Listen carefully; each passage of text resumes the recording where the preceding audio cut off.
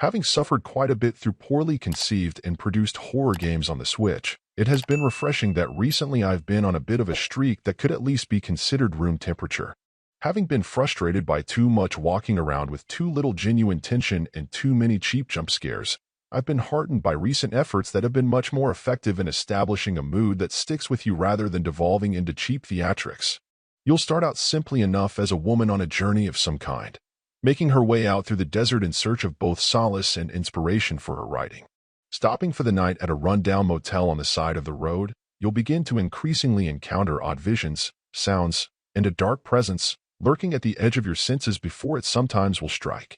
What follows blends together elements of adventure, puzzle room-like challenges, and a slow unfolding of backstory elements that help shine light on your character and what she has endured. Given that so much of the weight of the game's story relies on the voice of your main character, her dialogue and the voice acting driving it are both really good. Especially as she reminisces about her former lover, there's a sense of melancholy that helps her feel a bit more real, and that helps maintain interest in the story side of the equation to see things through.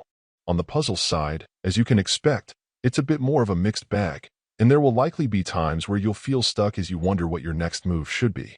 While this isn't an uncommon issue in games of this type, it can still be frustrating to have to look up a guide to at least get some direction, if not the full key to solving each puzzle.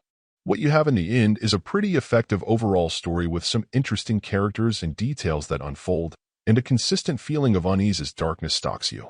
Without being terribly bloody or excessive, it still keeps the tension ratcheted up as you try to work your way through the game's mysteries. As is often the case with adventure titles, there are likely going to be some bumps in the road where clarity in what you're meant to be doing can suffer, but I'd say the game does better than most in the space. All in all, for a reasonable price, it is compelling and pleasingly creepy.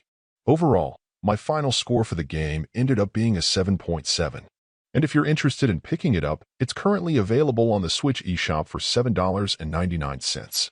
Thank you for taking the time to listen to this review. And if you'd like more information or ideas of indie games worth checking out on Switch, be sure to click on the link provided in the description. Until next time.